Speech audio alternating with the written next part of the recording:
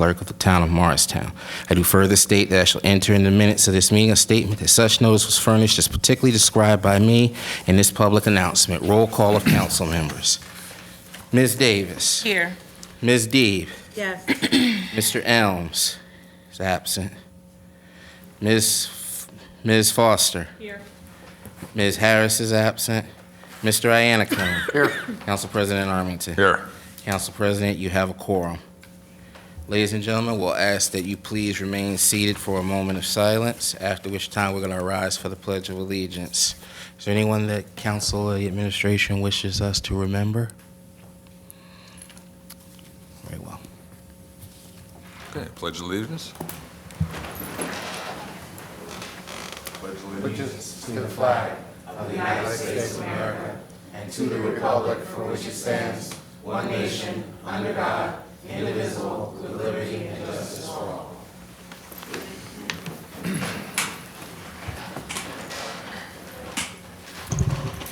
All right, council members, on the consent agenda this evening, you have 3 items. What is the council's pleasure? Make a motion to support.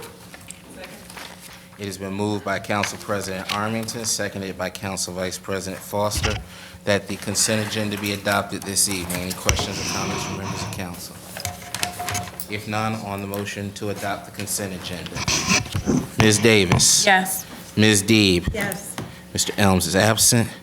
Ms. Foster. Yes.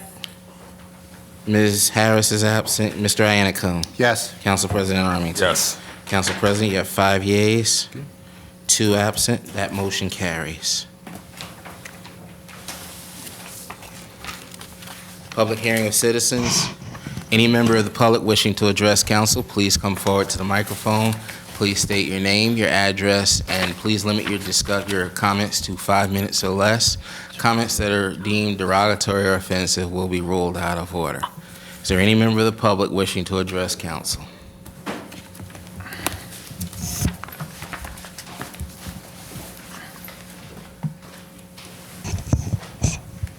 You can move it down if it'll. Can you hear me? Yeah. Yes. Yeah, good enough.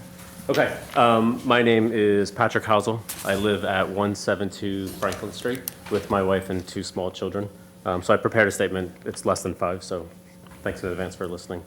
I'm here to raise my concerns about 1 Shady Lane. It was recently purchased by some type of LLC and is being rented to 8 college students. My concerns include the parking. There's 8 residents with 8 cars, all of which have parking permits. You add in their friends, and the street is lined full of cars. Just as an example, I recently did work on my driveway. I was unable to park on Shady. I had to borrow a guest pass to park across the street over on Randolph just to park my car. The noise. My bedroom faces Shady, and every weekend I'm woke up late at night by all the commotion that's caused as the kids are come home and are dropped off from a night out. The traffic. People are constantly in and out of the house. They use Ubers. They're constantly dropping off kids all hours of the day, especially on Saturdays and Sunday. The college kids are coming to hang out and party, without a doubt. The owners of this property, they don't share our vested interest that we have in the maintaining of our community and our neighborhood. All that they care about is that they're able to charge exorbitant amount of rent in excess of $5,000 by cramming these students into these homes. Down the line, this impacts all the residents of our neighborhood and ultimately will decrease the value of our neighborhood. There's a whole series of items that are troubling to me. Aside from all of the neighborhood issues that it's creating, the LLC that owns the property was somehow connected and someone ran for town council. The real estate agent that brought the college kids in is a different person, an individual that ran for town council. These folks came to us, they campaigned to represent our best interests, and 4 months later what they've done is they've stuck these kids into this situation. So I guess my plea to you is that this is wrong. This is the exact reason why I made the decision to move into a residential neighborhood so that I wouldn't have to deal with things like this. So I don't know if it's the zoning rules that are written in a way or there's loopholes in the definition of a standard family which allow these folks to live in a single family home. But if that's the case, then we should look at these rules. This is bad for me. This is bad for all of my neighbors here. They're all going to come talk to you tonight, and it's ultimately bad for Morristown. Thank you. Thank you, Pat. Thank you, What's Mr. your last name, please? Sure, it's Housel, Housel. Okay, thank you. Thank you, Mr. Hauser. Any other member of the public wishing to address council at this time, come forward, please. Hi, my name's Lauren Bass. This is my husband Nolan. We live right next door to 1 Shady Lane. We're at 3 Shady Lane. And, I started thinking back to 10 years ago when we purchased our home and what the neighborhood was like and what we looked for in a home to raise a family and to have a quiet street. And those things have kind of changed of late. A few weekends ago, I was outside with my girls on the swing set, and there was a huge party going on next door on a Sunday afternoon. Kids were partying, smoke, music, and it's really changed kind of the way I feel about our neighborhood and our street. And I also worry about the integrity of the neighborhood as a whole. I feel like it could easily happen to any house that's in the area that goes up to buy or to rent. And, I don't know what needs to be put in place so that it's stopped, but I think there's a safety issue. There's definitely health concerns to, the way that they're living in this house. Prior 2 years ago, there was a fire there, and so we lived for 2 years looking at a house that was boarded up and uninhabitable. So we were thrilled when the work started to hopefully have a family come move in next door, and what we got was something totally different. So, sorry, I'm emotional about it, but it's been a long kind of 2 years of hoping for one thing and getting another. I did file a complaint online. I haven't gotten any feedback from that. And we've just been trying to find out and figure out what our navigation and path, kind of the protocol that we should follow to have this addressed. And I'm eager to hear, from you what those steps are and what the communication will be going forward, because we kind of feel like we're in the dark and we don't know if this is something that's going to be rectified, or we're going to have to think about where we live and making a different decision. Ms. Bass, when did you file your complaint?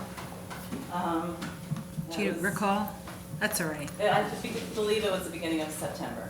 Thank you. Thank you, Mr. and Mrs. Bass.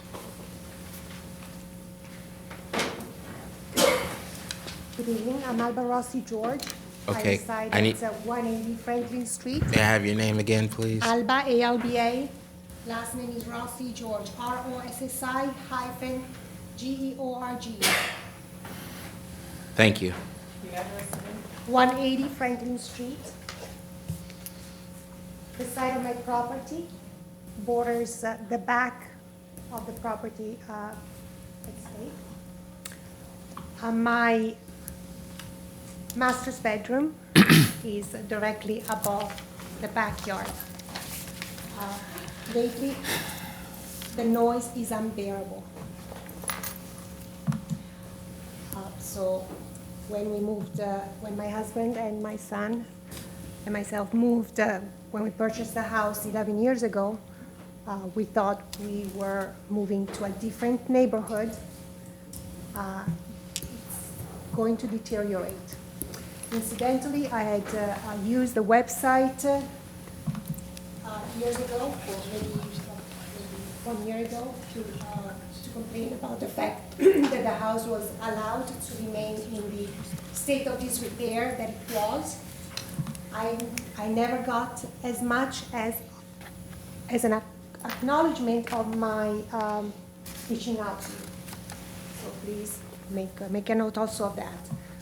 So I'd like to know what, and if something can be done about it. Thank you. Thank you. Thank you, ma'am. Anyone else wishing to address council? Yes, sir.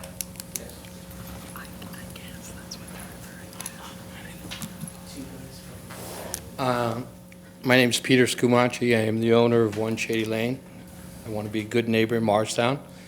I've heard some rumors that my neighbors are not happy with the college kids.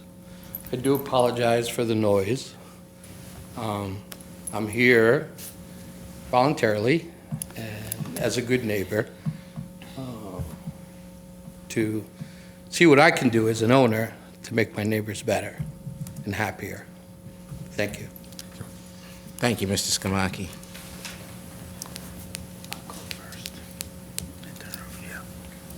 Can I just add 1 second? I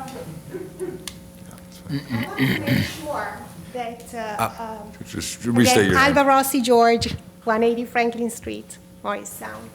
That we don't have an issue with the fact that these are college students. I'm a university professor, and I deal at Rutgers University. I deal with students all the time, okay? It's the amount of noise and the number of cars. And in fact, it was last week that there was, the police showed up. So the party that they were having was broken up. And again, I want to stress the fact, emphasize the fact that it's not because they're college students, it's because there are too many people that are unrelated living in a single-family house, okay? And so please look at the ordinance as it reads for what constitutes a family. Thank you. Thank you, ma'am.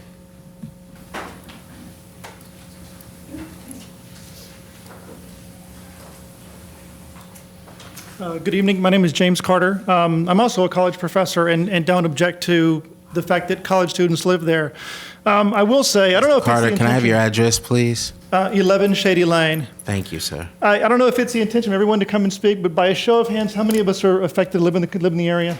Mr. Carter, that's fine, but please address your comments to the Will do. council I just wanted to dais. get a sense from myself, if nothing else. So it should be pointed out also that the traffic situation is such that there are far more cars there regularly than can fit in the driveway. So they have to park on either side of the road coming in, that is on Shady Lane. So there are cars on both sides of Shady Lane as you come off Franklin into the cul-de-sac. So that leaves barely enough space for one car to pass. And for that alone it has become an issue and has been an issue consistently since they've moved in. But I have 3 children, 12, 15, and 17, who are avid cyclists. And they come in and out with some frequency. And now it's a constant concern of mine that their health, their safety is jeopardized by virtue of a heavy crowding around the mouth of our subdivision that wasn't there before, among many issues that can likely be raised associated with this. So that's all I have to add. Thank you, Mr. Carter. Anyone else wishing to address council? Sir?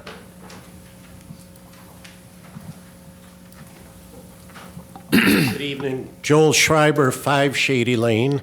Just to echo what Mr. Carter just said, and you see we're all here, from practically the whole street is here. I have a 7-year-old. I purchased 5 Shady Lane 2 years ago for the same reason that a lot of these folks said, right? To bring up my daughter in a residential, normal, R2 zoned neighborhood where it's safe for kids to ride their bicycles. That is no longer the case right now with whatever it is, 8 or 9 college kids and cars coming in and out at all times of night, making all kinds of noise. Above everything else, obviously I have a concern as a recent new homeowner in the street.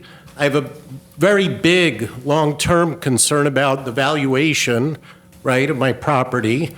Okay, this was the biggest purchase we've made our whole lives. But much more important than that is the safety of my 7-year-old. And the main reason that I purchased on that street was so that my daughter Claire could learn how to ride her bike in safety. All right, and to echo these words that have been said, no longer feel that's the case right now. I'm very, very disturbed by it. Thank you. Thank you, Mr. Schreiber. Anyone else wishing to address council? Ma'am? Good evening, everybody. My name is Gwen Pinkney. I live in 7 Shady Lane. Ms. Pinckney, may I have your first name, please? Maria. Okay. Another issue is that we had noticed littering. My husband found 2 cans of beer in our yard and in our neighbor's yard. Same as with Mr. Schreiber, we've been there for 2 years. This is a new home that we've purchased. We have a 5-year-old, and the concern is the safety. I love the neighborhood that I live in, the people that I live in, and we've all grown to be a community. But now these kids coming in here, no issue with, college students there, but too many people, too many traffic, and safety is the issue. So I wish, something could be done, it could be addressed, and we'll have an answer. Can you spell your last name, please, for the record? I didn't get it. Pinckney. And your address was 7 Shady? 7 Shady Lane. Thank you, ma'am. Anyone else wishing to address council? 7 Shady. Yes. My name is Deborah Crump, 13 Shady Lane. My concerns echo all of my neighbors. In addition, I wanted to add that I am concerned about the snow removal and leaf removal with the cars parked.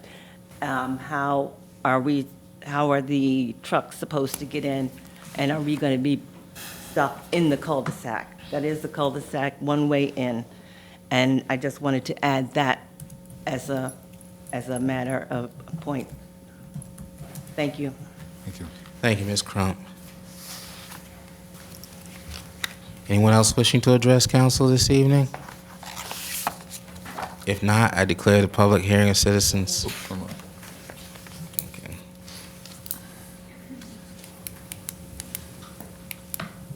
Hi, my name is Michelle Roars, and I'm actually not a resident of Morristown. I'm a resident of Morris Township, but I do work for United Way of Northern New Jersey, and I'm working on a coalition that represents the 435 census tract. So I'm going to be speaking about a different neighborhood than the other residents. So if you're not familiar with the 435 census tract, I hope that you are as the council members, but it is the neighborhood that's surrounding essentially the neighborhood house, and the boundaries essentially are Speedwell Avenue, Farmhouse Road, I believe Corey Avenue, and Martin Luther King.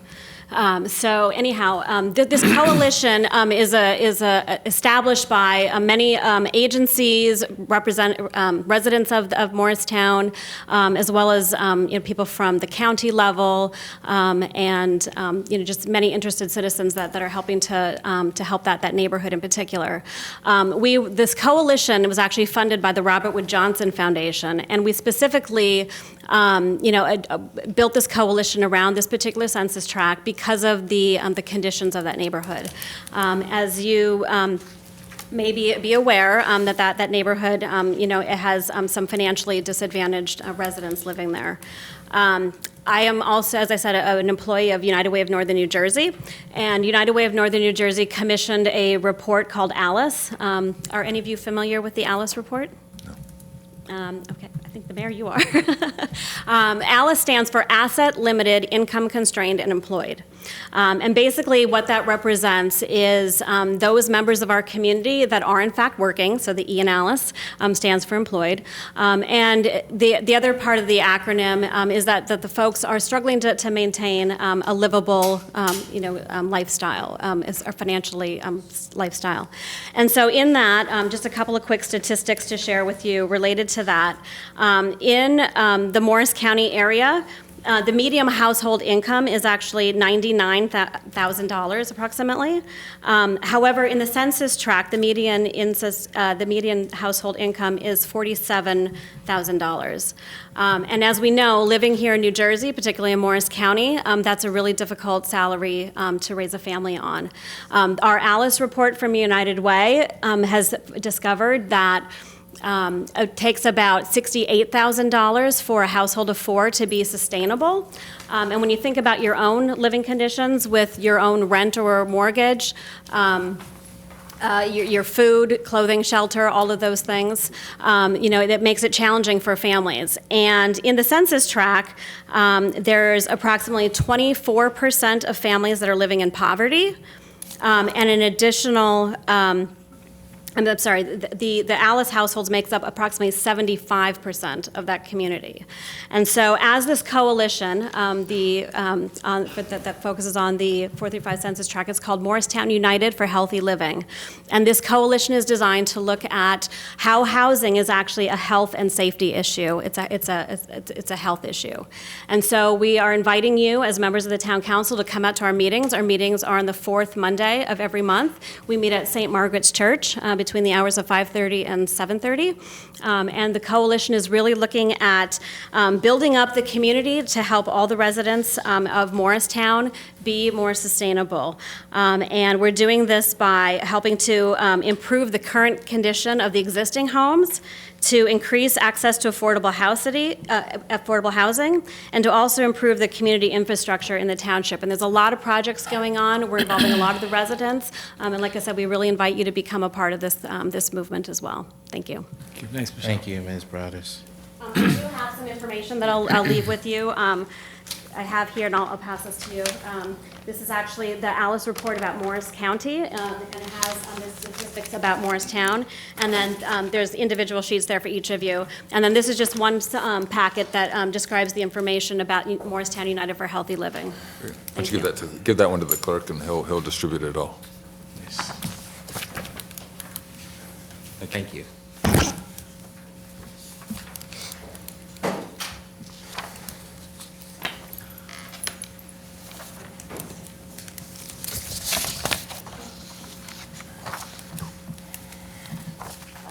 My name is Bonnie Gray, and I live at 15 Shady Lane. So I've lived there now for 40 years. The neighborhood has changed tremendously since I moved in. My problem mostly is with the zoning. I feel it should be an R2 zone, single-family homes, one rental for no more than one person. That's the way it's written up. But you can't depend on what's written. Zoning is not being enforced at all. That's my main concern. Also, I think I sent a complaint in probably 2 months ago or so. I got, again, no acknowledgement of it and no answer to it. And so my question is, how can you actually get some valid, kind of dependable answers from the town?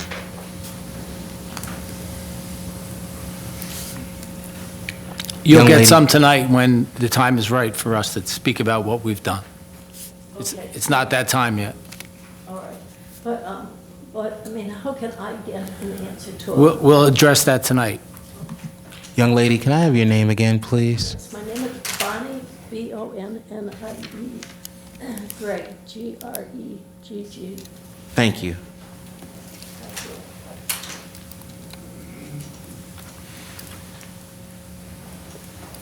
Any other member of the public wishing to address council? Seeing none, declare the public hearing of citizens closed. Questions or comments, members of council related to the public hearing? I'll get started on this one, if it's okay. Go ahead, Phil. Okay. I actually went over to Shady Lane 2 Saturdays in a row, and let me tell you, the community is absolutely correct. This is a community, let me just describe this community. It's a very critical community because it borders the hospital. So through the years, this community has struggled to maintain the character as a single-family residential community. And I will tell you, it's a very tolerant group that live in these neighborhoods. And what I mean by that is this is probably the third home in that region that is somewhat of a transit boarding group type home, where multiple unrelated people are living in these homes. It's at least the fourth. It could possibly be the fifth. But I've counted them, and there's at least 4 in the immediate area here. Now, I do know that Jillian and the town, they've been monitoring it, but I do think we do have a zoning issue here. Looking at the zoning ordinance, they say permitted use, single-family detached dwelling, including renting of not more than 1 room to not more than 1 paying guest, provided that no cooking is done in such room. And then granted, it goes on, and there's this definition of family. which you probably are struggling with, and that's probably the part of the code that you're struggling with. However, when you read the rest of the code in this zone, it basically is very, very clear that there was never an intention in this zone to have 6 or 8 unrelated people living in a single-family dwelling in a single-family neighborhood. And I'll go on to even point out that when you talk about parking, the zoning ordinance doesn't even address how many parking spaces you need for 6 to 8 unrelated people, because obviously they never intended that you would have 6 or 8 unrelated people living in a home. That being said, I agree with what Ms. Gregg has said. And, we do have an issue with zoning.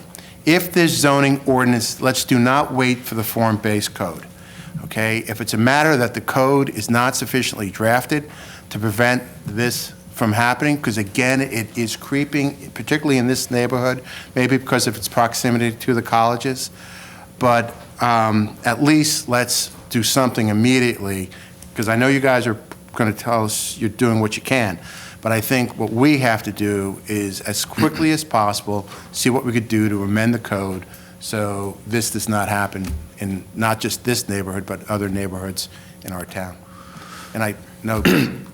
So let me just give it from a different perspective.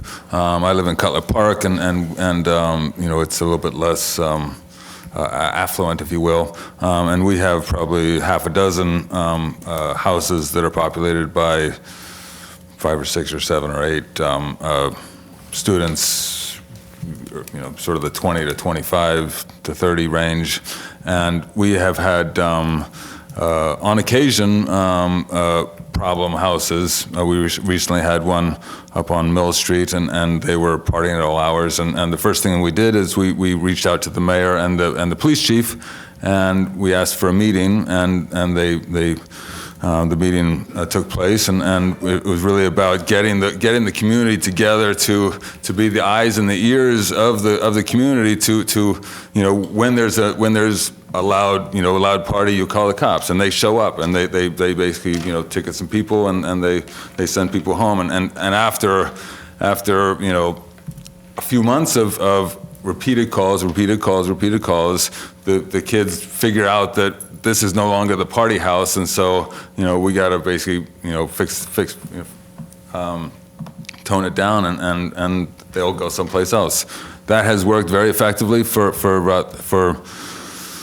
I'd say 2 or 3 houses in our neighborhood over the last 5 years.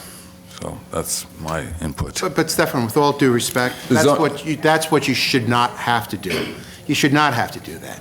People, they're investing, this is their major investment of their lifetime, and they should not have to be put in a position where they have to become the police or they have to become the vehicle of communication. Right. Okay? So absent a significant change to the zoning ordinance. We should be looking for something that permanently clarifies this issue, so that we don't have to be putting the administration in the kind of position that they're going to have to be placed with here. If clarity is needed in the regulation, let's clarify the regulation. If that's possible, then so be it. Yeah. I have a couple thoughts. First of all, a couple of the residents here talked about noise and that the neighborhood was disrupted late at night. So one of my questions is we worked very hard on a noise ordinance. It did address a couple of different issues other than this, but we do have a noise ordinance in town. So if there was a violation, I would like to know whether there was a summons issued to the landlord or to the residents. To me, that would be the first question I would have is was the police contacted? Was there a summons? My understanding of the landlord ordinance that we have, the code, is that just what Councilman Iannacone said. It is allowed. There is a clause allowing it, but at what point do we limit it to a certain number of people? Because obviously, a single-family residential should be single-family residential. It shouldn't mean 8 college kids or 4 college kids. It might mean 1 or 2. So I think that I would agree with Councilman Iannacone. I agree with you there that we should probably look at the zoning piece of it. But I would like to know if there was a summons, and I would also like to, in addition to thanking the residents for coming out on a Tuesday night, probably our last warm night of the year, don't be afraid to call the police. If you hear noise, or if you feel unsafe, that's what the police are there for.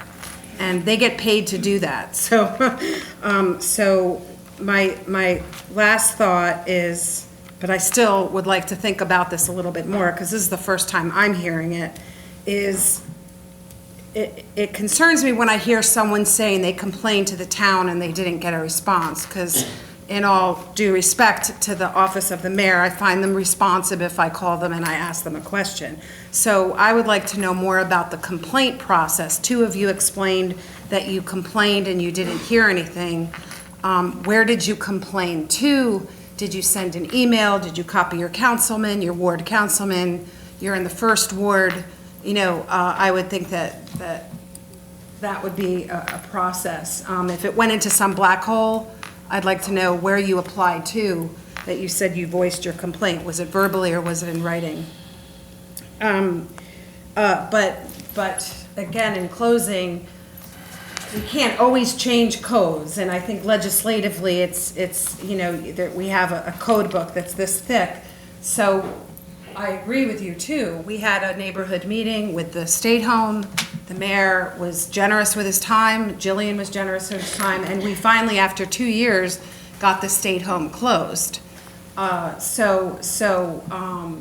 It can be done, but that, of course, each issue and situation is different. But we did meet with the neighborhood, and we had a couple of meetings, and it was good. So I guess I would just have a question, and I guess just to piggyback off of Councilwoman Deeb, when you report a complaint online, because I believe 2 of the residents stated that they submitted the reports or the complaints via the online system for the town website. So where does it get filtered to? And then I guess what is the response time, to residents, or is there a response time once the complaint is received? And who's responsible for fielding the complaints? Oh, I may address it for you. Just let me know when I go. Whenever you're ready. All right. First, let me apologize that the fact that you have to come out here and complain in this type of forum. I can tell you that if you were a fly in my conference room a short time ago, a few days ago, you would understand the frustration and how angry I am at the fact that you all have to come out here and to express your frustration on something that I feel some departments in Morristown fell short on. So although I can point the finger, everything stops with me. So it's my responsibility, if there's an issue, to make sure it gets fixed. So first, let me just apologize as mayor that you have to go through this. Second thing is, this came to my attention in September, and it didn't go on deaf ears. You will hear tonight what we have done so far. My concern is, and it will be fixed, this also came up, is when someone files a complaint and it goes through a department, whether it's construction, whether it's zoning, whether it's property maintenance, whether it's the mayor's office, that department has to respond to that complaint. It can be simply, we received your complaint, we are working on it, and we'll follow up. The fact that that did not happen, those people in those departments will be held accountable.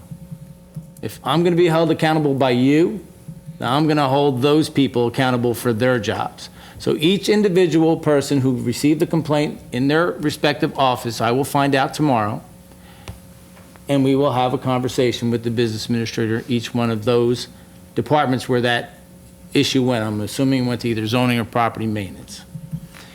After that, I assume that that won't happen again. I believe that may have fell short, and I take responsibility for that. But I will get that addressed, and that will get fixed. Now, as far as Shady Lane, I'm gonna, because it's more of now a legal issue, I don't want to talk as a lawyer, but there are things in the code that allow us to make sure that homes that are rented in single-family residence are held accountable for living as a family unit. And if they do not show the proof they're living as a family unit, they do not have, that can be rejected as far as a certificate of habitability. Now, I'm not going to legalize or argue the case.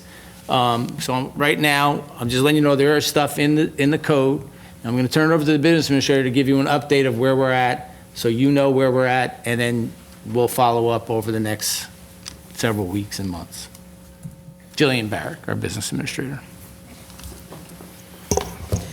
Good evening, everyone.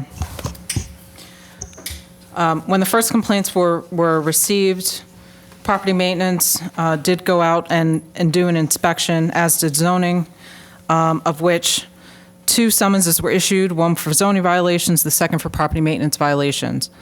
Those violations were issued, and court date was set for October 3rd. That court date, upon coming into court, the defendant, if you will, I don't know what the proper terminology is, filed a letter of representation and requested a continuance. That next court date is scheduled for October 26th. Since the initial inspection, we've done follow-up inspections as recently as this morning. There are currently 7 outstanding violations, of which they are zoning violations, 2 fire violations, a property maintenance violation, 2 building department violations. All of those violations are outstanding. The property owner will have to answer to those violations at the October 26th court date and remedy each one of those violations, including many of the issues that you've cited this morning or this afternoon. In addition, the police department is aware of the complaints regarding the parties and the noise, and they are increasing enforcement and presence. Chief is in the back. He hears your complaints as well, and we will ensure that the police department is paying extra special attention to this neighborhood. The mayor has already said his piece. I will echo his sentiments in that our lack of response, there's no excuse. While we have been working on this diligently, we should have informed you of our activities, and we will endeavor to do better by you and by the rest of the residents of this town. So in ending, what the business administrator is saying is when we got the complaint, they didn't respond, but they responded to the complaint, and tickets were issued, and the court date was set. Substantially, we've now gone in again, and more violations have been found, and they have to be addressed. So your concerns are being heard. We are aware of what's going on in your neighborhood, as we are aware of many neighborhoods. However, Bob, or Mr. Iannacone, Councilman Iannacone, you're going to have to give those addresses to zoning to make sure that they're following the law, too, of anybody who's renting a single-family home. You can talk to not do it publicly, but talk to the zoning officer after the meeting. Rest assured, I won't say it in public, but I left that meeting, and I'm sure every department that was in that meeting has a full understanding of what is expected of their division. And if they're not going to do their jobs, then they're going to be held accountable. Now, every once in a while, something like this happens.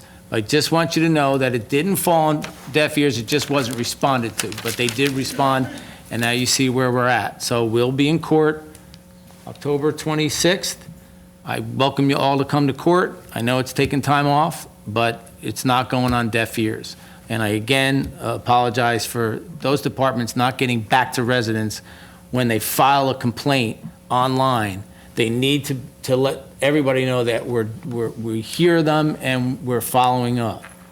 And then the rest is going to be through the system and making sure that people are compliant. I will say the following thing as I left that meeting, and I won't use the exact word I used, but it is very frustrating when people come into our town and live here and talk about how much they love this community, and then they blank all over it. So like I said to you, as I said to the divisions, don't let people blank on our community. And I think my message was strong and it was heard. So again, thank you for coming out, and I do apologize for your night being interrupted and having to come here. So, I do want to address your questions regarding the complaint process itself. Well, before you do that, just for the benefit of the public, for those that report, what time is the hearing, you know? Daytime. It's 8:30 in the morning. 8:30 a.m. But there's no Right here. schedule for the cases. You Right gotta here in the be there courtroom. 8:30, and you have to wait till you get called. But rest assured, even if the residents are not there, we're still keeping an Yes. eye on it and make sure everything goes properly. Can I just get a list of the call-out history on that particular house? From the police department? Sure. Sure. Thank you. The online complaint system is tied into spatial data, which is our inspection management system. When a complaint arrives online, the respective department is notified. If it's a zoning complaint, it goes to zoning. If it's a building department complaint, it goes to building, et cetera. Each individual department is responsible for intaking the complaint, providing updates to the complainant, as well as updating the file when it's closed. That happens in a couple of ways. The first is when there's a complaint issued and there's a valid email address, the system will automatically acknowledge receipt of the complaint.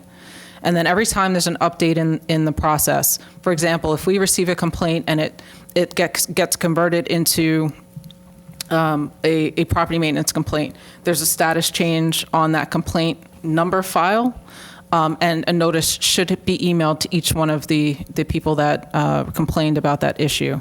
And then once the matter is resolved, then it will either say summons issued, or there'll be some kind of finding, and that when a matter is closed, a notice should also go out to the complainant. You asked about response time. My inspectors are to respond within 24 hours to receive the complaint.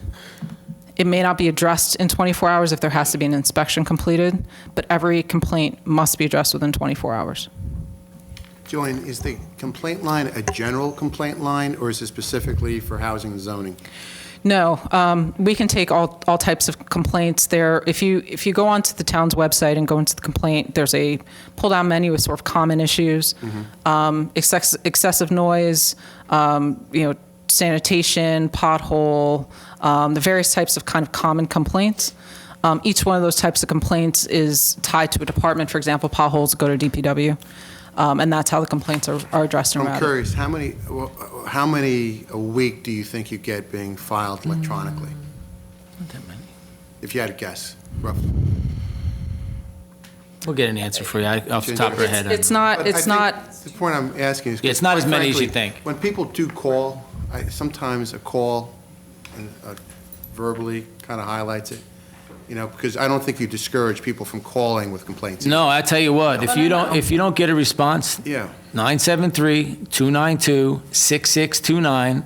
I have someone that will lively pick up that phone every day from 8:30 to 4 o'clock. You can call any day, Monday through Friday. A lot of times if I'm there, I'll pick it up. Kristen will pick it up, or Shanae will pick it up, and you can lodge your complaint if you're not getting what you need, or if something else is going on. If you're not getting a response, just call the office. Absolutely. Jillian, are there residential parking regulations on Shady Lane? 2-hour parking and overnight parking regulations? The residents probably know better than I Like, do. do you need a sticker? Yes, you need a residential parking permit, yes. So how is one house able to get 8 stickers? I'm going to respectfully defer that to the clerk's office, who's Yes. responsible for the permits. That we are not in the administration responsible for permits. However, that's also part of the issue that's going to be addressed. My second question is it a permitted use? Having a rental property with 8 rentals, is that a permitted use? Deej? I don't want to try the case here. No. That's why there were summons issued. Okay. Because, as Bob mentioned, it's a tricky area because the cases out there talk about how the traditional definition of family is no longer applicable. However, our code references a single housekeeping unit. And so anyone living, whether it's not a traditional family, but if you're living as a family, as a single housekeeping unit, you can live there. But regardless, 8 people, 8 unrelated people, not allowed. And that's the reason why violations were issued. Thanks, Reach. You're welcome.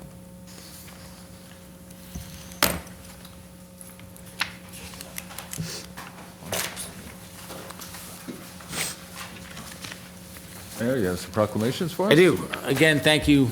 Like I said, rest assured, we are working diligently on it, and we will communicate with your councilman, Mr. Iannacone, to disseminate information email-wise or phone, however he communicates with Shady Lane, so you're up to speed and up to date on everything that's going on. Okay, Mr. Iannacone? Thank you. You're welcome. Thank you all again for coming out. Appreciate it. Yeah, we'll do a quick proclamation, and then I'll just go through the... Is Laura here? Laura? Thank you.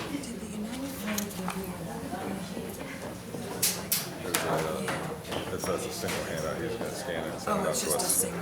Yes. There's smoke holes in here. It is. Are you? That's you? No? How you doing? Tree okay? Ah, thank you. Oh, thank you for the present. I'm in front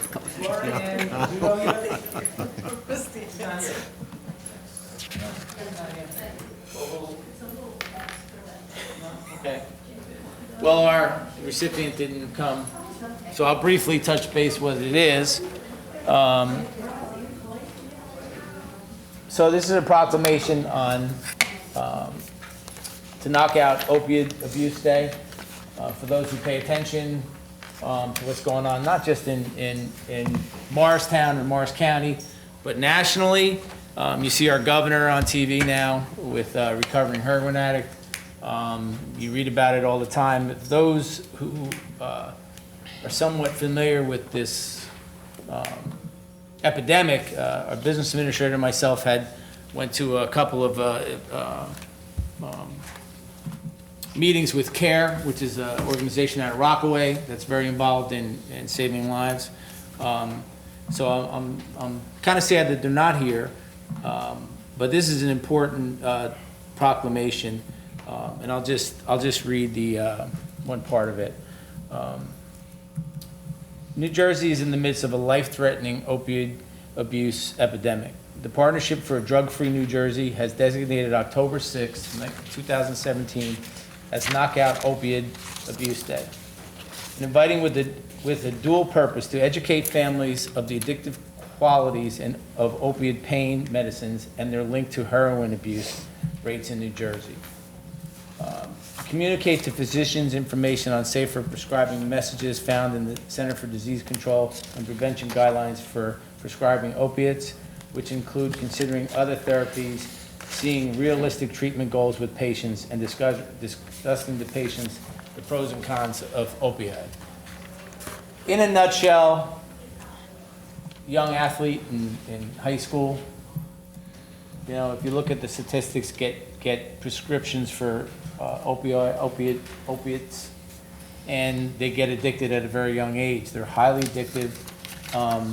It's clearly an epidemic that's all over the nation, and it's something that I've personally went through training for Narcan at the request of the sheriff, and hopefully I'll never have to use it. But I know our police chief is here. I'm sure he can tell you off the top of his head how many times our police officers have used Narcan just in Morristown and all over the county. It's a serious problem that we hope that education can do something about it. So anyway, so therefore I, Timothy P. Doherty, Mayor of the Town of Morristown, do hereby proclaim Friday, October 6th as Knockout Opioid Abuse Day in the Town of Morristown, and anybody who wants to volunteer or get more involved in it, CARES is a program that's been working with Morristown and the police department, and do your research on opioid abuse. It's really a sad thing to hear testimonies of parents who've lost their kids to overdoses. Jillian and I witnessed that just a few short weeks ago, of parents talking about the loss of their children. And this affects everyone. There's no discrimination when it comes to this type of disease and epidemic. It's every walk of life, and it's a very moving and sad affair when you listen to a parent having to bury their 16-year-old, their 18-year-old, their 21-year-old, or even younger. We as a people can fight good fights, and this is a fight that I think people should get involved in, because it will save lives. I'd like to give this to you, Mr. Clerk, and then I'm sure they'll follow up and look for their proclamation. Yes, Mayor. If you want, I will send it to you. I appreciate it. Thank you. Yes, sir. Real quick, I have the fire chief. Is he still here? I can't see him with not in his uniform. So, Chief, will you come up with your guys real quick? I just wanted to get some recognition before I go into any other stuff. I don't have a proclamation. Sort of in you. But I think as this grows and moves on, we probably will do more than that. So let me just read this into the record, and then you guys can take it all in. So this fall, on September 24th, members of the Morristown Fire Department and mutual aid partners participated in the Stephen Siller Tunnels to Towers 5K. This initiative was prompted by our newly appointed CERT director, Colleen Carey. Where's Colleen? She actually had her kids, they had to go. She was Oh, here. okay. Who invited Stephen Siller, board member and retired battalion commander of the Fire Department of New York, Jack Ohm, to speak. I guess that was who spoke, right? Jack Ohm? Yes. Spoke at the Morristown Fire Department. He shared with us his personal experience of 9/11 when he sent out multiple companies on that fateful morning, and his men did not return. He explained the mission of the Stephen Siller Foundation, the millions of dollars they raised to build smart homes for our country's most wounded veterans. We are proud of the Morristown Fire Department for taking the lead in this first time representing Morristown's presence at this important event. A special thanks to the 14 individuals who represented our town. Our chief is looking forward to increasing that number next year as he plans to have the fire department, friends of the fire department, fellow employees, and our surrounding mutual aid towns participate annually. So, thank you for what you guys We weren't looking for recognition. No, it's but okay. we so appreciate it because this is an important thing that the Siller Foundation does. And I don't want to bore you with my experience there, but I just want to share this. Everybody talks about when you come out of the tunnel how, it's amazing of what happened and everything. But really what touched me at this race was at the end of the race on the stage, all the wounded male and female veterans that were there with no limbs. They were burnt up. And it really made me think about life because these people, they're 22, 26, 27 years old. And it was so great that day. Everybody applauded them and thanked them for everything. But what happens Monday, Tuesday, Wednesday, Thursday with their life? So that's what really touched me is seeing all these people up there. And this is only a quarter of the people we had run the race. And they did run it in here, everybody, so it was a little extra hard, but once again, Mayor, thanks for recognizing us. We really weren't looking for it, but we appreciate it. No, I think people participate and recognize the struggles that people have to go through every day. I mean, just in our own town, you see veterans in wheelchairs and with lost limbs. I've befriended a guy who's living in Morristown now. Just saw him at the Office Restaurant last week. A young fella from the South who's living up here now, and he's a wounded veteran. And young, baby face. It's he's right. These are kids. As we get older, they're our kids' age. They'll go over there fighting and getting wounded and coming back. Nobody wants war, and nobody hopes we have wars. But the bottom line is, we all see the world we live in today and how volatile it is. It's not just foreign. Look at what we have to deal with right at home. From Vegas to everything we see every day in our lives. So thank you for what you guys do and bring it to If you don't attention. mind, I just want to introduce, these are our volunteer firefighters right here, Stephen Dempsey, and career Captain Joe Sam Police, volunteer fire officer Alex Gathings, and Bob Whitehead, another career captain. Like I said, this was only a quarter of what, you know, we had to run the race, so thank you very much.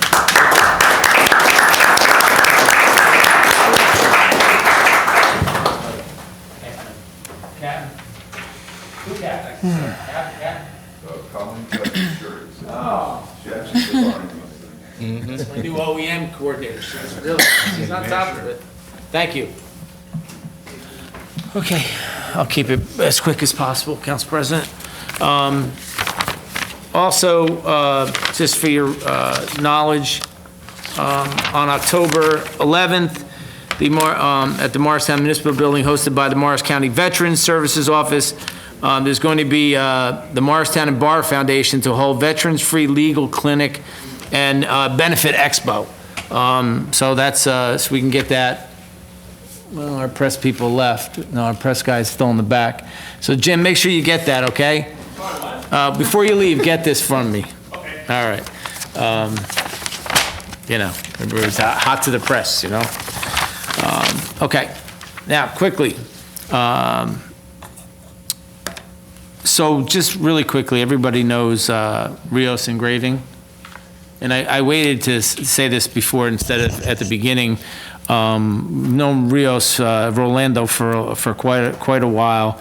And when you become mayor of this community, he just shows up in your office with this plaque made for the town of Morristown. And he makes, and I think for every mayor that comes in here, it was an amazing thing he crafted. He lost his wife. Jenny? Yeah, Jenny passed away. And he was very grateful for and I want to let the chief know to pass it on to his police department. He was extremely grateful for your presence and for what the police department did as far as escorting that day. And he personally called me up to make sure that I passed that on. She will be missed. She was ill for a little while, and he's still going strong. So if you know Rios Engraving, stop by and say hi to him, because it'll probably, you know, cheer him up a little bit. But he's been a staple in Morristown for a long time, and a fighter for causes for a long time, too. He's a great man. So I just wanted everybody to know that, so stop by and say hello to him. Central Biblical celebrated its 15th anniversary. My wife and I attended that. I want to thank the Councilwoman, Allison Deeb, for co-hosting the Doggy Dash with myself on Sunday morning at 9:30 in the rain. It was a very good event, and a lot of dogs. So we got to see Heath. I got it right, Heath. I just tried to remember Chocolate, and that's the name of her dog is Heath.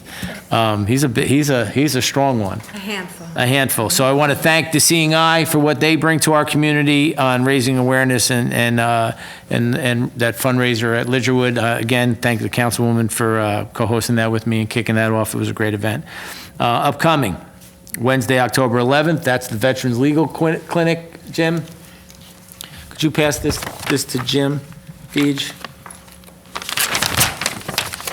It's on the website, but he can put it in his stuff that I just mentioned. On Thursday, October 12th, at 8:30 to 10:30, downtown New Jersey will hold its annual conference where myself will be honored, which I didn't know I was getting, with the Individual of Excellence Award.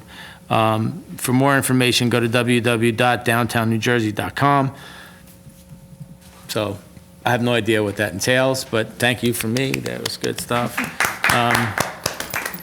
Kind of weird saying it yourself. Somebody else should have said it. It's kind of like self-serving. October 13th, Morristown Festival of Books. Everybody's got to attend Morristown Festival of Books, right? We went last year, it was fun. Yeah, it is good. It's a great event. It's a great event. So when you get nominated for these things with Downtown New Jersey, yes, I'll be getting an award of excellence for leadership, but it really is all the people that are around you, and the council plays a huge part in that.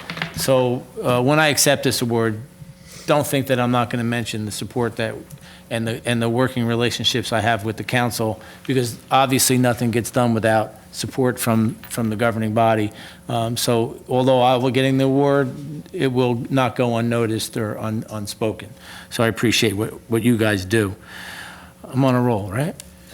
So Festival of Books, October 13th to 14th. All right? So make sure you go to visit the website, morristownbooks.org, for more information. Friday, October 20th, noon to 4 p.m., the Housing and Community Development Network of New Jersey will honor Morristown as a 2017 Outstanding Municipal Partner in New Development at the Hyatt Regency in New Brunswick. For more information, go to www.hcdnnj.org. And I think at that award, you'll be in attendance. Who else? Our planner. So that's another award Morristown is receiving. And that's the Outstanding Municipal Partner in New Development. That's, I think we've been, I think Habitat and Homeless Solutions recommended or put us in, and we're getting that award. On October 24th, 8:30 to 4 a.m., the Complete Streets Summit Task Force will award Morristown for Complete Streets Excellence in the 2017 New Jersey Complete Streets Summit at Rutgers University. We are winning a lot of awards. This community is winning a lot of awards, and I'm very proud to be mayor and to see what's going on. Now, the last thing that it probably be out tomorrow, or is out in press now, is there is the American, and Jillian knows a lot about this organization, the American Planning Association of New Jersey has coveted awards, and there are 4 awards this year. We are receiving the Best Downtown in New Jersey award by the American Planning Association. That's a coveted award. There's only one town that's receiving it this year. That is Morristown. And you know what, Jim? Kevin's not going to get that. So you got the scoop on that. I think the release is coming today or tomorrow. But Morristown has won the award from the American Planning Association of New Jersey as the best downtown. You know, great place designation. So that's how they call it. It's great place. I think great places, right? Great downtown or great places. So you all see the press release tomorrow. 10 best great places. Yeah, exactly. So we're really proud of that and honored to be the recipient of that this year, and really shows how our community is really coming together and really doing well. I think that's probably enough. 4 awards is good. Thank you, Council President. Yeah, Council Liaison reports. Parking Authority hasn't met since the last meeting, meets again next Tuesday. The Environmental Commission met last week. I just wanted me to highlight success that they had at the Fall Festival. So a couple of points, they had the Yimby Timber Composter display outside. They're trying to encourage residents on the ease of composting and encouraging residents to make this a way of life for them. And so that was successful. They had 37 residents that signed up. And they'll be putting some information on the town website to kind of further educate residents, and hopefully they'll get more of a draw from that. They also had a guess the candy corn count, which was a huge success. They had one kid that guessed the count on the nose. It was 2,132 candy corns. Wow. And so, Don't eat it all at once. The commissioner, Nate Ubriac, was the one who actually presented him with the jar of candy, so. Yeah, I'm sure the parent, right? They also formed a subcommittee to plan for the second annual Mayor's Lakeside Cleanup for Pocahontas and Steven Lake, which is going to be in the spring of 2018. And prior to their meeting, they all went to the Clayton Woods site to kind of see what the progress was, or what progress has been made. Yeah, it looks- on the site. So they were pleased with how things are coming along, and they wanted to thank Anthony for his support and help with that. So if you get a chance, take a ride by. It's really coming along nicely. It's another piece of open space. Awesome. That's it. Oh, update. Did we update the last meeting? We did the walking tour with Morris County Open Space. We're gonna do it. So when is the hearing? It's week after next. Week after next? So we're going to go in front of the whole Open Space Committee and pitch our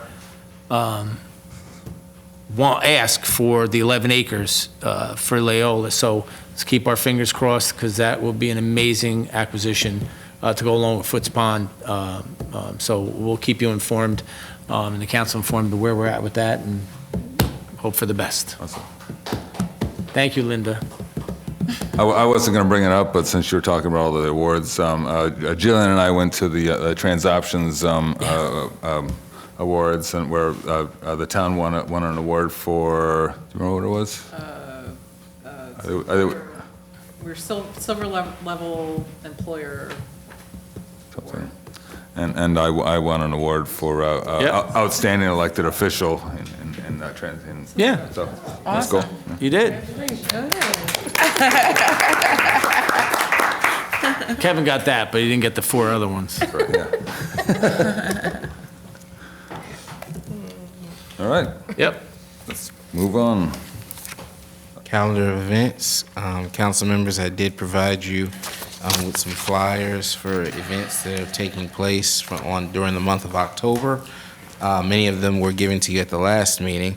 There's also some, as Councilwoman Foster reminded me, Vice President Foster reminded me by going through her papers, there's 3 memorandums that I provided to you at table this evening. 2 are from Mr. DeVizio that were requested by the council at the last meeting.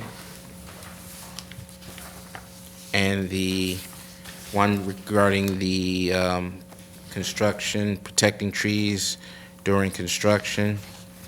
And the second one being amendments to the town code for 2-hour parking on various streets. And the third memo is at the request of Councilmember Deeb from the Animal Welfare Council Committee, Councilmember Deeb and Council President Armington to the council.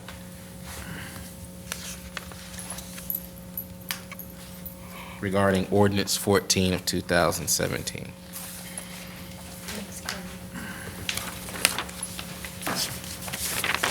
Any other events that council members or the administration wish to bring to the colleagues or the assembly's attention? When's your Halloween? The Halloween thing is coming up before Yes. the next council meeting, right? Yeah. Well, wasn't on my, she didn't put that on there. When is it? It's the 20th. October 28th, I believe. 10 a.m. in Ledgerwood Park. It was in the packet. Yes, here it is. It's the 28th, it's after the next meeting. It's after the next meeting. That's why I wasn't in there. It's 10 a.m., Ledgewood Park, all attendees invited to dress up. So I wonder what I'm going to come as. Prizes are scariest, best looking, most original. Age groups 4 and under, 5 to 7, 8 to 10, 11 and up. So I classified the 11 and up. Bob, what are you going to go as? Under 11. All right, but we'll be that at the next council meeting too. So it's October 28th. What? If there are no other events He's going to go as a Bronco. on the that wish to be brought, we're going to move on to the regular business items. Ordinances for introduction. Ordinance number 026, 2017.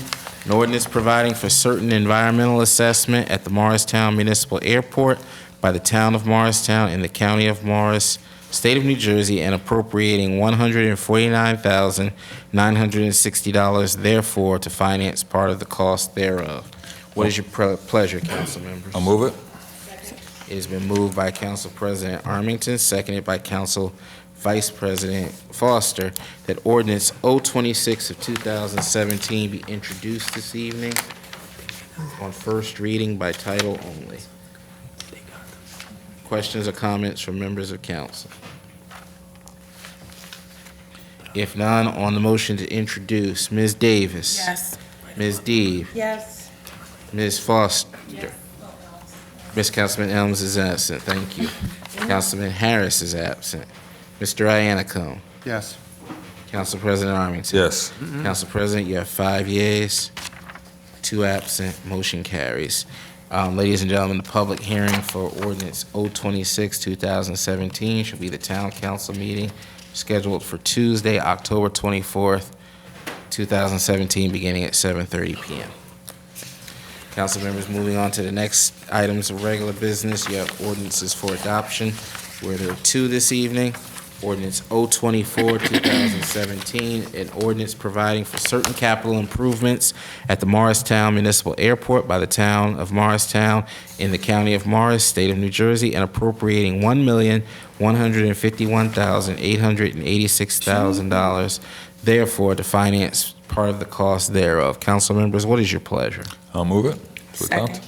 It has been properly moved by Council President Armington, seconded by Council Vice President Foster, that ordinance 024 of 2017 be adopted on second reading this evening. At this time, is there any member of the public wishing to be heard concerning ordinance 024 of 2017? Seeing none, declare the public hearing of citizens closed. Questions or comments from members of council? Yes, there was some discussion in the ordinance about lighting improvements, and I just want to make sure that there's no adverse effect to residential neighbors. Also, there was some discussion about noise. I don't know if it was noise reduction or noise improvement, or if you could. I did receive a response from Darren, who's the manager at the airport. For the lighting project, they're upgrading their existing runway lights and wiring on runway 13-31. The lights run along the sides and the ends of the runway and allow pilots to see the runway environment at night. These light fixtures are currently over 10+ years old, are in need of replacement. There will be no light impact to area residents, as the light output will be nearly the same as it is now. As for the noise program implementation, there's a misnomer in the ordinance. The funding program can be used for airport improvements or noise implementation. I think in the ordinance it says and. So they're not proposing any noise program implementation at this time, but they do have an active noise abatement program along with a noise abatement officer already in place. Great, thank you. Any other questions? Seeing no other questions from members of council, on the motion to adopt. Ms. Davis? Yes. Ms. Deeb? Yes. Mr. Elms is absent. Ms. Foster? Yes. Ms. Harris is absent. Mr. Iannicone? Yes. Council President Armington? Yes. Council President, you have 5 yeas, 2 absent. Motion carries. Moving on to the next item, ordinance 025, 2017. Second?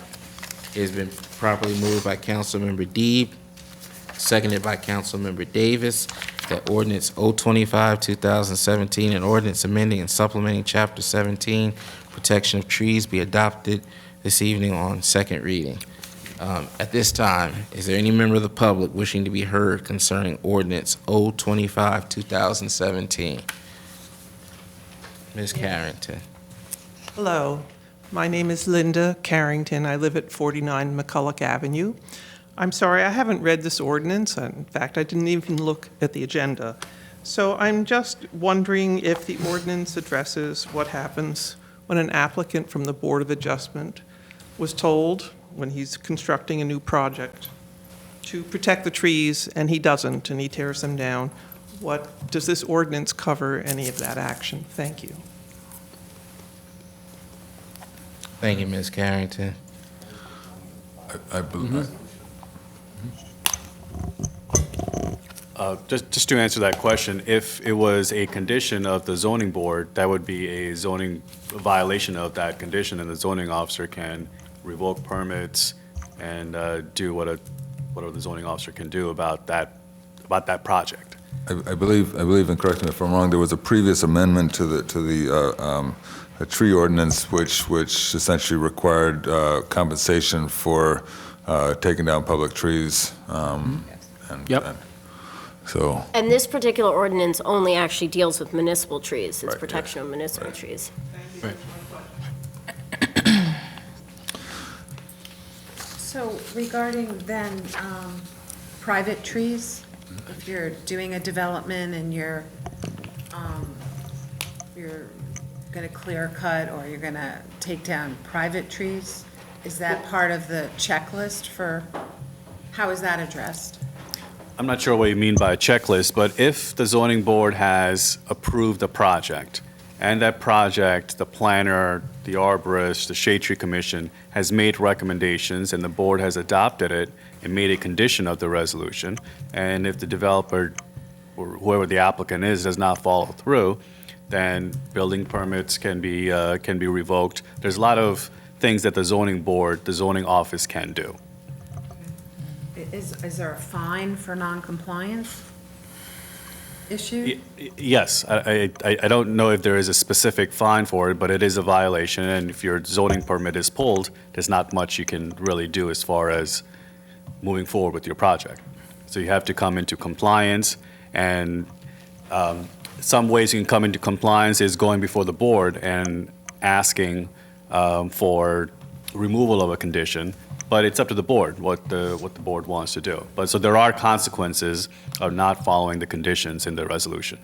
And say if there was a fine for noncompliance, would that money go, where would that money go?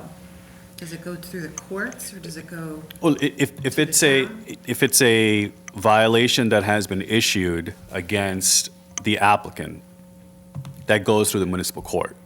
If the applicant is seeking to go back to the Board of Adjustment and ask for reprieve or offer some type of trees in another location, if the board as a whole feels that that is sufficient, then that can be just an amendment of the resolution, of the approval. Okay, thank you. But also, not to mislead the public, the ordinance, actually, at the last meeting, it was actually presented to the council. And at that meeting, what was presented to the council was that these are trees in public. These are public. That's right, trees, public trees. Public right away. Correct. The purpose of the ordinance is as to what does happen if the trees get damaged, because nobody in construction really should be tampering. And how to protect in the them public during that And how to construction. protect for that. And then the clarification that I think Anthony did a very nice job of with the memorandum that we got tonight is actually outlining what's expected when either the town or the developer is in that public right-of-way, possibly having to tamper with trees. Correct. Correct. I was just addressing the private Yeah. trees that Ms. Deeds asked. Any other questions? Okay, if no other questions on the motion to adopt, Ms. Davis? Yes. Ms. Deeb? Yes. Mr. Elms is absent. Ms. Foster? Yes. Ms. Harris is absent. Mr. Iannicone? Yes. Council President Armington? Yes. Council President, you have 5 yeas, 2 absent. Motion carries.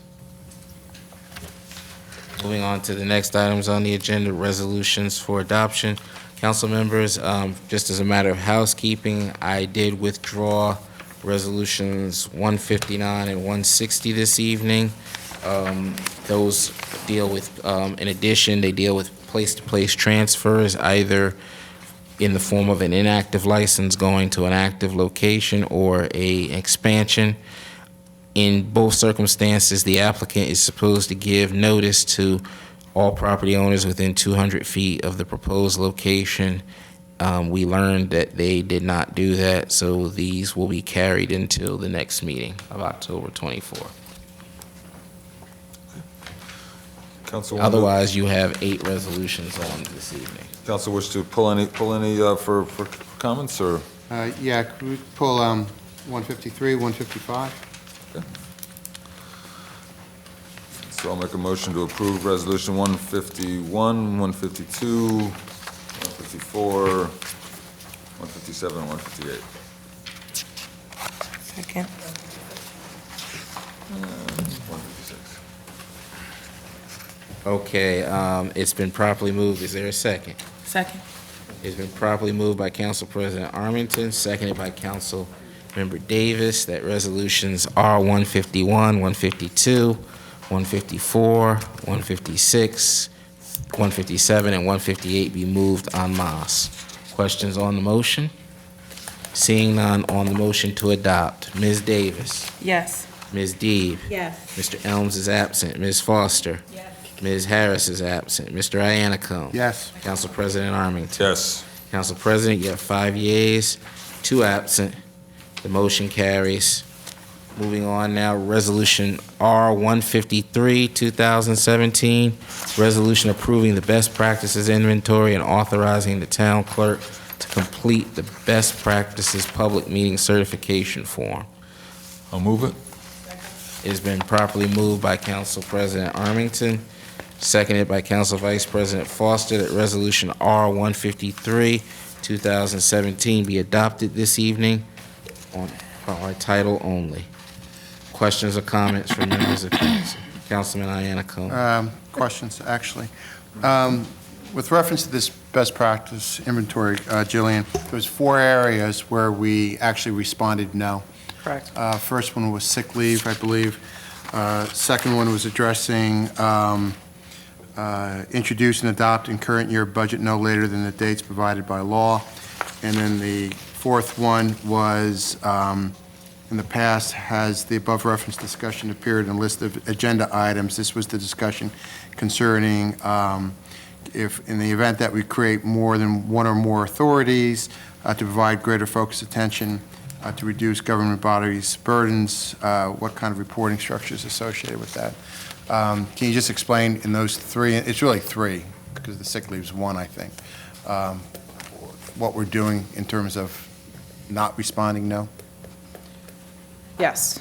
The first question is, for any employees covered by collective bargaining agreement, has your municipality instituted a policy to not compensate said employees for sick leave accumulated after a certain date? We are currently initiating the collective bargaining process for the contracts that expire at the end of this year. All 6 of our collective bargaining agreements are expiring at the end of this year. This is a topic of discussion as part of that negotiation, and this is something that we are strongly considering adding to the contract as part of that bargaining process. The second question is the same question with regard to non-union employees. Because the collective bargaining agreements for our represented employees represent a vast majority of our employees, our intent is to try to address both our represented employees and non-represented employees together, and that will be something that will be addressed over the next year. The second question is about the municipal budget. Do we introduce and adopt our current municipal budget within statutory deadlines? There was a delay in our introduction, which is why we said no. We introduced on May 9th. The last question is, within the past year, has the above reference discussion appeared as a listed agenda item? And this was with regard to any authorities, utility authorities, redevelopment authorities, housing authorities, et cetera, and a discussion about its creation, whether they're fulfilling their mission, et cetera. This is a fairly lengthy conversation, particularly given that we have both the parking authority and the housing authority. That's something we have not done up to this year. However, I do believe it's a worthwhile endeavor for the governing body to consider, and I think we should add this as an agenda item at a later date. Thank you. Any other questions or comments concerning Resolution R-153, 2017? If not, on the motion to adopt, Ms. Davis? Yes. Ms. Deeb? Yes. Mr. Elms is absent. Ms. Foster? Yes. Ms. Harris is absent. Mr. Iannaccone? Yes. Council President Armington? Yes. Council President, you have 5 yeas, 2 absent. Motion carries.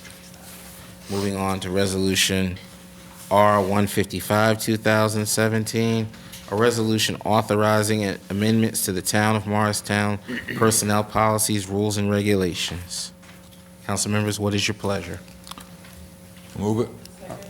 It's been properly moved by Council President Armington, seconded by Council Vice President Foster. Questions or comments on the motion? Councilman Iannaccone, did you have? This is a big project. Nice job. And I don't think it should be just thrown in front of us. And, you guys, I know these things, and this is a lot of hard work. This is really a nice job that you guys did on this manual. I will make one other comment. Being on the liaison to the parking authority, and I sometimes wonder how you guys get everything done, especially without somebody specializing in human resources. You have multiple unions in town.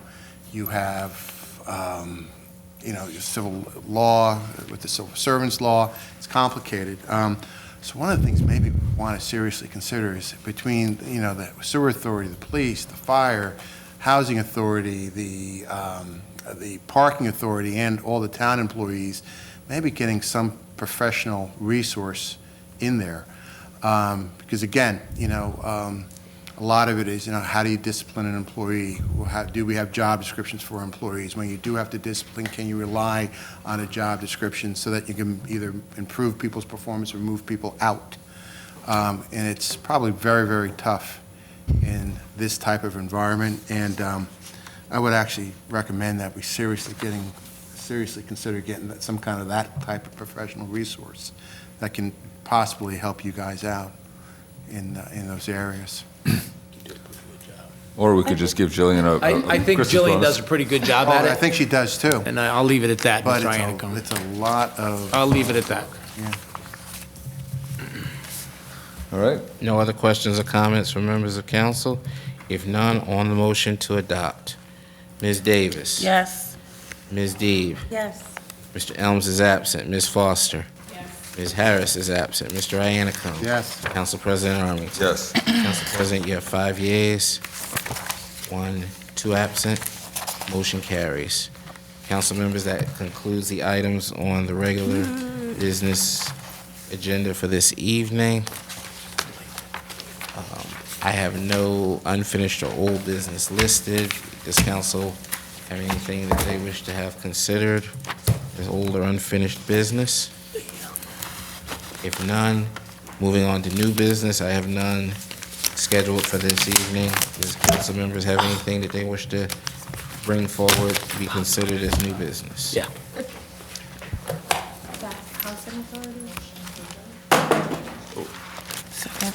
We're actually going to have to try to get, because I think that's going to come up at the next meeting, so we have to get the group together to do the Before the interviews next before meeting. that next meeting. So can the clerk help us with, like you Yes. did last time? Is that possible? Probably, in fairness to Kevin, what we told Kevin we would get to him was a short list. Yeah. Okay. And we have not gotten that to Kevin yet. So what, do we have a deadline for when we need to get that short list? Why don't we shoot to get it to him before Friday or tomorrow? Okay, that'd be fine. Thank you. That'd be fine. Okay, any questions regarding correspondence? If none, is there a motion to adjourn? Second. It's been properly moved by Council Vice President Foster, seconded by Councilmember Davis. All in favor? Aye. All opposed have the same right. Meeting is adjourned, 9:02 p.m. We shall, the next meeting of the council shall be Tuesday, October 24th, 2017, beginning at 7:30 p.m. Thank you all and good evening. Stefan, we're going to bring back the